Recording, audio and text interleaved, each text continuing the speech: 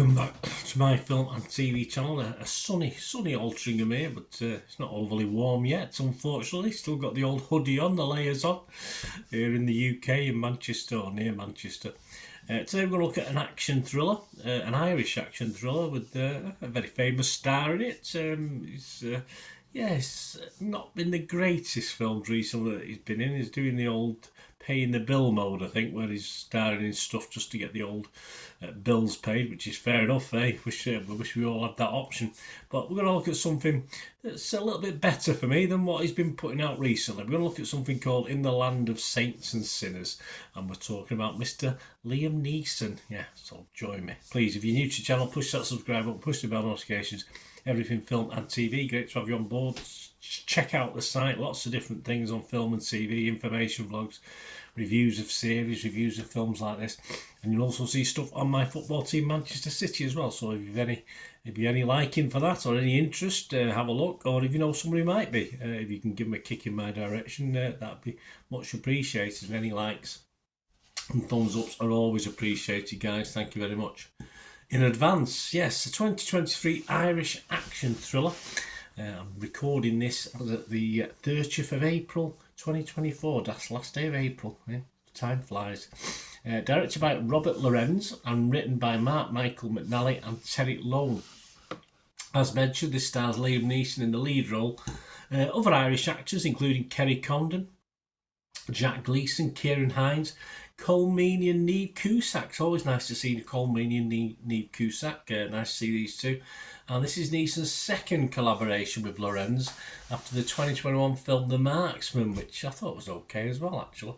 The film was released in limited theatre release in the US on or around March the 29th, so the end of March, a month ago, and it's now available to watch on a good old Netflix if you've got a subscription to Netflix, or not so good old Netflix, depending on which way you look at it.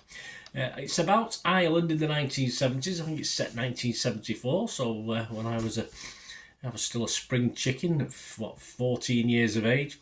Eager to leave his dark past behind, Finbar Murphy, who's played by Neeson himself, leads a quiet life in the remote coastal town of Glenculmickle. Well, it's not that quiet life, mate. It's not that quiet. He's planting a lot of trees, but you'll find out why when you watch the film.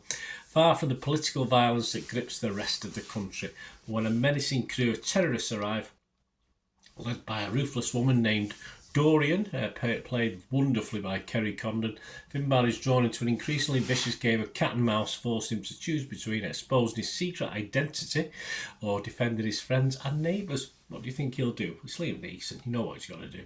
Yeah, I mean, I've been obviously following Neeson. We all like Neeson, don't we? But like I say, he's had one or two pay the bills films, let's say, offerings, but thankfully I thought this bucked the trend a little bit.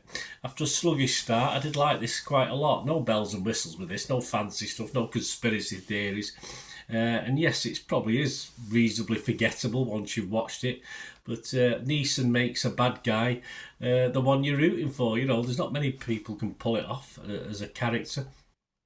When you know he's not the cleanest person, he's not exactly Snow White in this. Is probably what you call an evil man in any other circumstance. But of course, you're rooting for him against even eviler or seemingly eviler badder guys, if you like.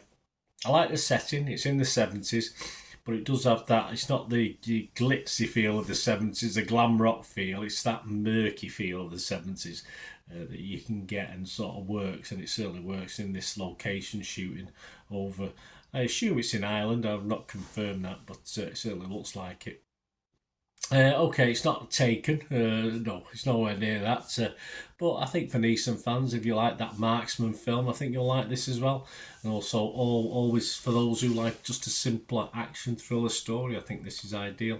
And as mentioned before, Kerry Condon is a standout for me in this, and a real baddie, but she plays it with aplomb, that's for sure. My scores, I would be fresh on Rotten Tomatoes, I'd be positive on Metacritic, and I'll give it a 6.5 out of 10, 6.5 out of 10. I thought it was very watchable, this, I enjoyed it.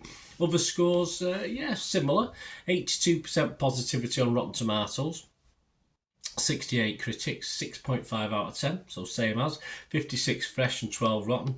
The website's consensus, well written and classically constructed in the land of saints and sinners, is one of the better action thrillers Liam Neeson's made in recent years. I agree with that one.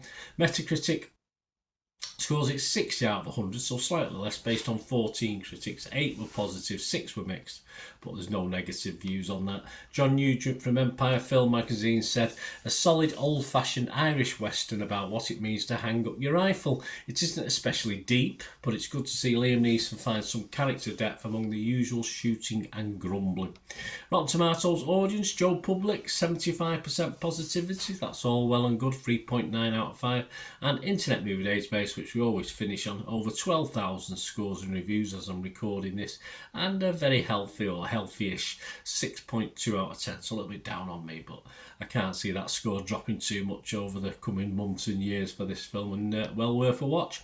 Let me know what you think, guys, if you get to watch this anyway after I've recommended it, and let me know what you think. As I say, it's sluggish start, so stick with it. It's just, and especially Neeson, I'm sure Neeson fans will like it as well. Thanks for watching, guys. Until we meet again, that's one thing, don't I? Please stay safe, everyone. Bye for now.